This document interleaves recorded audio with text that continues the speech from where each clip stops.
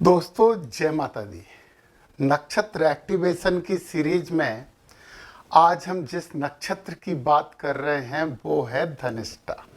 और धनिष्ठा नक्षत्र के प्रथम 2 चरणों में होती है मकर राशि और अंतिम 2 चरणों में होती है कुंभ राशि। दोनों ही शनि महाराज की राशियां हैं। नक्षत्र की बात तो हम यहाँ जरूर करेंगे, परंतु उससे पहले यदि आपकी मकर राशि है, ओम श्रीम वत्सलाय नमः इस मंत्र को याद कर लीजिए और जब भी मौका मिले जप करिए, आपको आत्मबल की प्राप्ति होगी।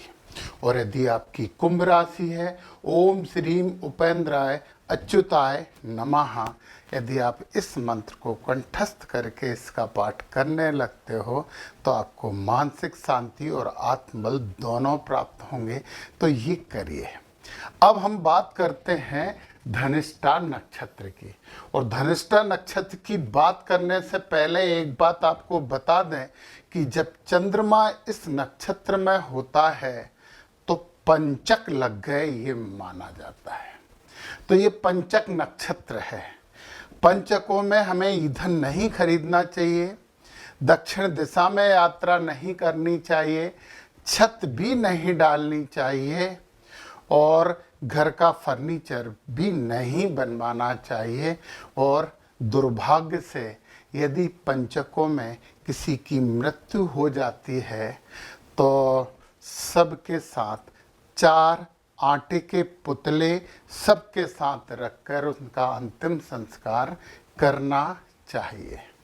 ऐसा माना जाता है कि पंचक में कोई कार्य करते हैं तो वो कार्य 5 बार हमें करना होता है, परंतु उसमें शुभता वाले कार्य में नहीं होता, अशुभता वाले कार्यों में ये होता है। धनिष्ठा नक्षत्र के स्वामी हैं मंगल। तो ऊर्जावान तो आप हो, क्रोधी भी थोड़े से हो, क्रोध आपको आ जाता है, जल्दी आ जाता है, तो कोई बात नहीं। इस नक्षत्र के जो देवता है ना वो वसु, अष्ट वसु इसके देवता होते हैं। और ओम वासुदेवाय नमः, देखिए वासुदेवाय नमः को आप वसुदेवाय नमः का उच्चारण भी कर सकते हो। वासुदेवाय नमः भी श्री विष्णु का मंत्र होता है। आप दोनों मंत्रों में से किसी भी का उच्चारण कर लें, आपको शुभता मिलेगी। तो आपको इस मंत्र की रोज 108 बार आवृत्ति करनी चाहिए, मतलब एक माला इसका आप जप करना प्रारंभ कर दें तो आपको बहुत लाभ मिलेगा। और जब भी कोई पूजन पाठ करते हो तो इसी मंत्र से आप 108 आहुति जरूर दे दें। आप जिस प्रधान देवता की पूजन कर रहे हैं उनकी ठीक है, 108 आहुति इस मंत्र से भी जरूर दें, क्योंकि आपके लिए बड़ा ये शुभ मंत्र होता है। अब आहुति देने के लिए जो हमारा होम द्रव्य होता है उसमें घृत, तिल और खीर जरूर मिला लें। बाकी जितनी भी चीज़ें मिलानी हैं वो आप मिला सकते हो। और यहाँ पे जो बलि पदार्थ होता है ना, वो बलि पदार्थ जो होता है वो तिल पदार्थ होता है। तिल से बनी हुई कोई भी चीज़ का बलि आप दे सकते हो। यदि आप अन्न दान करोगे तो आपके लिए ये सर्वश्रेष्ठ दान होगा और आपको इससे बहुत आनंद मिलेगा और शुभता प्राप्त होगी। तो देखिए जरा, इस नक्षत्र वृक्ष है समी। समी के पत्तों को तो वैसे भी लक्ष्मी जी का वो माना जाता है रूप। तो समी वृक्ष की आप पूजन करिए, इसके पत्ते अपने पर्स में तो रख ही लीजिए। और जब भी कोई समस्या हो, आपत हो, मानसिक रूप से विकलता हो, तो समी के पेड़ के नीचे बैठिए, आपको शांति का अनुभव जरूर होगा। इस पेड़ की पूजन भी आप कर सकते हैं। फिर जो अतिमित्र नक्षत्र है वो है श्रवण। देखिए अतिमित्र नक्षत्र 3 होते हैं, परंतु जो 27वां नक्षत्र होता है इस नक्षत्र से, उस 27वें नक्षत्र को हम सबसे प्रिय नक्षत्र मानते हैं। इसलिए आपको हंस का फोटो घर में जरूर लगा लेना चाहिए। तो इस नक्षत्र की जो जड़ी होती है वो होती है भृंगराज मूल। भृंगराज की जड़ आप हमेशा अपने पर्स में रखिए, आपको अच्छा लगेगा, अच्छा महसूस होगा। अब हम धनिष्ठा नक्षत्र की बात करें तो ये ताम्र पाया लेकर आते हैं। जो जातक इस नक्षत्र में जन्म लेते हैं उन्हें ताम्रपात का माना जाता है। थोड़ा कम शुभ होता है परंतु होता तो ये शुभ है। ये नक्षत्र जो है वो तमोगुणी नक्षत्र है। अब मंगल आ गए, ऊर्जावान बना दिया तो सैनिक ऐनिक भी तो आप बन सकते हो। तो तमोगुणी नक्षत्र होते हैं। ऐसे लोग अच्छे और बुरे कार्य में कोई भेद नहीं करके दोनों कार्य करते हैं। नियम कायदे कानून को जब उनकी इच्छा होती है तब तोड़ देते हैं और कहते हैं क्या पवित्र है क्या अपवित्र है, इस पर विचार नहीं करते। और कई बार ऐसे सिद्धांतों पे कार्य करते हैं जो सिद्धांत सत्य नहीं होते हैं परंतु ये कार्य तो करते हैं। अब ये नक्षत्र है वो है अंधलोचन। इस नक्षत्र में कोई वस्तु गुम जाए तो वो पूर्व दिशा में थोड़ी सी मेहनत करके जरूर मिल जाती है। ध्यान रखिए ये स्त्री संज्ञक नक्षत्र है।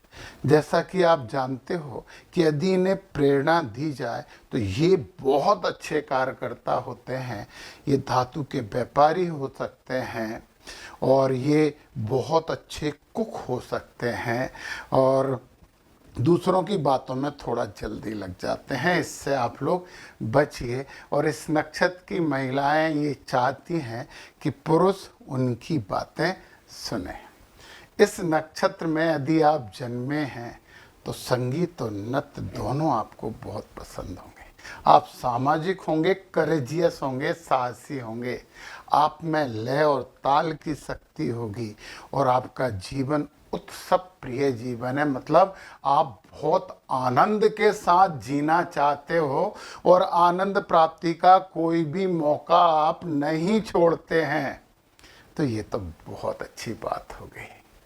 चलिए अब हम यहाँ पे विभिन्न चरणों की बात कर लेते हैं। और प्रथम चरण है और प्रथम चरण के जो स्वामी होते हैं सूर्य, नक्षत्र स्वामी हो गए मंगल, राशि स्वामी हो गए शनि। बहुत आक्रामक हो जाते हो आप परंतु विद्वान होते हो, महाविद्वान होते हो। आपको अच्छा पद तो प्राप्त होता ही होता है। यदि आप व्यापार करते हैं तो आप सफल व्यापारी होते हैं परंतु कुछ ना कुछ छोटी मोटी बीमारी आपको लगी रहती है। यदि आप यहाँ पे नृत्य व संगीत के क्षेत्र में कैरियर बनाने की कोशिश करें तो आप जल्दी और ज़्यादा सफल हो सकते हो। यदि आपने द्वितीय चरण में जन्म लिया है जिसका स्वामी है बुध, अब तो आप बुद्धिमान भी हो गए। तो आप में बहुत तेज बुद्धि रहती है, चालाक होते हो, निर्भीक होते हो, डरते नहीं हो। और फिर से बोलूं, उच्च पद आपके लिए है, आप उच्च पद प्राप्त करते हो। यदि जासूसी का पैसा अपनाओ तो आप बहुत सफल होने वाले हैं। तो जासूसी के पैसे में आर्मी, पुलिस वगैरह वगैरह ये सब आ जाती हैं। जितनी भी सिक्योरिटी एजेंसियां आती हैं वो सब इसमें आ जाती हैं। और यदि आपने तृतीय चरण में जन्म लिया है तो स्वामी हो गए शुक्र। और शुक्र आपको थोड़ा सा रोमांटिक बना देंगे परंतु शत्रु हंता तो आप अब भी हो। लोकप्रिय बहुत रहते हो, जिस पार्टी में जाते हो उस पार्टी की शान बन जाते हो। यदि आप फिल्म और संगीत में निर्देशन का काम करें तो आपका निर्देशन गजब का होने वाला है। तो ऐसे गजब वाला काम करने की कोशिश करिए। अब आपने यदि जन्म लिया है चतुर्थ चरण और इसके स्वामी मंगल, मंगल ही मंगल, तो बहुत आप पे ऊर्जा हो जाएगी। क्रोधी थोड़े से हो जाओगे परंतु आप बहुत तेजस्वी रहोगे, कलाविद रहोगे, बुद्धिमान रहोगे और रहस्य के पर आधारित कथाएं लिखो या लेखन करो या फिल्में बनाओ तो आपको जल्दी और ज़्यादा सफलता मिल सकती है। तो धनिष्ठा नक्षत्र के जातकों पंचक जरूर लगते हैं इस राशि में, परंतु आप पर इसका ज़्यादा प्रभाव नहीं पड़ता है। आप तो कुछ ऊर्जा के कार्य करने के लिए आए हो, तो ऊर्जावान हो, उस ऊर्जा का भरपूर सदुपयोग कीजिए। जय माता दी।